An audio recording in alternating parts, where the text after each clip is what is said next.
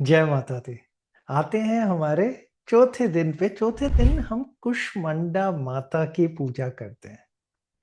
अभी तक हम कहानी आगे बढ़ाते हुए चल रहे हैं रात्रि की, यानी 9 माताओं की, जिनमें से हम 3 माता पूरे कर चुके हैं। जिसके अंदर पहला था जिसमें सती माता का रूप था, दूसरा था पार्वती माता का शादी से पहले का, फिर एक शादी के समय का, और कुष्मांडा माता का जो रूप आता है ना, जो कुष्मांडा का मतलब है वो पहले समझना बहुत ज़रूरी है। शब्द का मतलब, शब्द का मतलब है कु, मतलब छोटा।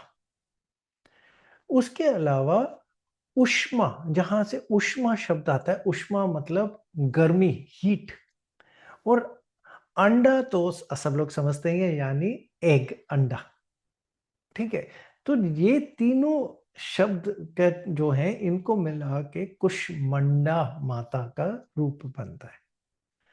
तो कुष्मांडा माला माता का जो कहानी आती है, वो इस तरीके से आती है कि एक पहली चीज़, जो कार्तिकेय का जन्म का, या कार्तिकेय का होने का, कहते हैं उनके, कहते हैं गर्भ में आने का, ये कहानी है। कहानी आती कैसे है? जातुकासुर तो चंद्रघंटा माता ने, कहते हैं, वध कर दिया उसका। तो अब माली सुमाली ने तपस्या करनी शुरू करी शिव जी की। बहुत तपस्या करी। वो इतनी अच्छी तपस्या कर रहे थे कि उनके शरीर में से रोशनी निकलने लग गई, ऊर्जा निकलने लग गई। ऊपर से सूर्य देख रहे थे। जब सूर्य ने देखा कि धरती पे इतनी ऊर्जा, उनसे मिलती-जुलती ऊर्जा कहाँ से आ रही है, तो उनको समझ नहीं आया। उन्होंने कहा, जाके मैं देखता हूँ कि है आ कहाँ से रही है इतनी ऊर्जा। वो धीरे-धीरे नीचे आए, और जब उन्होंने माली-सुमाली के बिल्कुल नज़दीक पहुँचे, तो उसी समय, क्योंकि सूर्य की ऊर्जा तो बहुत बड़ी होती है, उसी समय माली-सुमाली पूरी तरह जल गए और राख बन गए। शिव जी को बहुत बुरा लगा, क्योंकि तपस्या तो माली-संवाली शिव जी की कर रहे थे। वो गुस्से में उठ के आए, और आके उन्होंने सूर्य को खत्म कर दिया।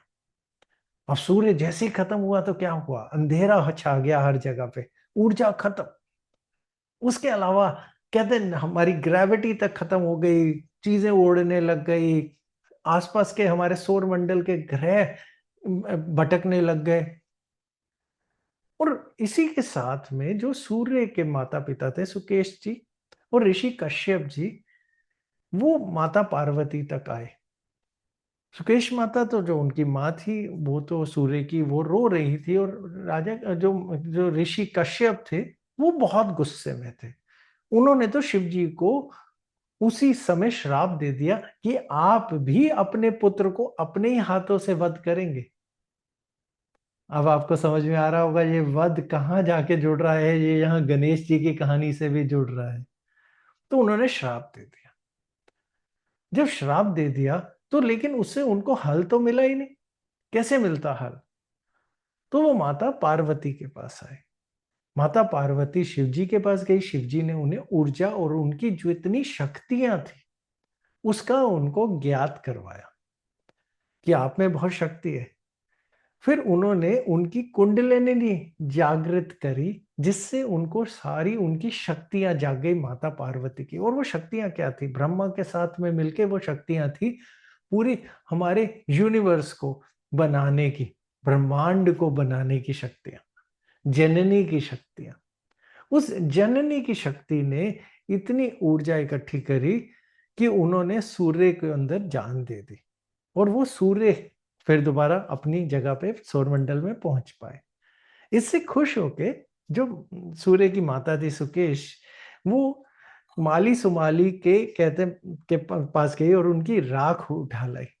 और ऋषि कश्यप ने अपनी शक्ति से उनको अंडा रूपी, कहते हैं, वो शक्ति प्रदान करी, और उनके गर्भ में धारण करवा दिया माता पार्वती के। तो इससे कार्तिकेय के होने की शक्ति मिली। लेकिन क्योंकि वो माली सुमाली के राख से आए थे, तो जब वो पैदा हुए, तो वो इतने सारे राक्षसी रूप में हुए। और उसकी कहानी हम आगे चलाते जाएंगे, आगे करके आपको बताते जाएंगे, उसी के हिसाब से बढ़ते जाएंगे। तो जब हम माता की बात बोले, कुष्मांडा माता की बात बोले, तो ये हमारी सिंह लियो की एनर्जी है, 10 हाथ होते हैं और ये सिंह के ऊपर बैठती है। उसके साथ में अगर हम ये बोले तो वो हमारे को शक्ति प्रदान करती है वापसी किसी भी चीज के लिए। और उसके अलावा ये बृहस्पति का रूप है, ऑरेंज रंग यानी संतरी रंग का रूप है, और ये सिंबल बनती हैं क्रिएटिविटी की, नई चीजों के उत्पन्न की। बस इतना सा ही करना है और मंत्र बहुत आसान सा है, ओम ह्रीम दम दुर्गाय नमः। बहुत आसान सा मंत्र, 108 बारी करना है, रंग उनके इस्तेमाल करने हैं और ध्यान लगाना है। तो जो चीजों की नई उत्पन्न या पैसे की कमी या चीजें, ये सब चीजों की एनर्जी इसी से ही पैदा होके आती है।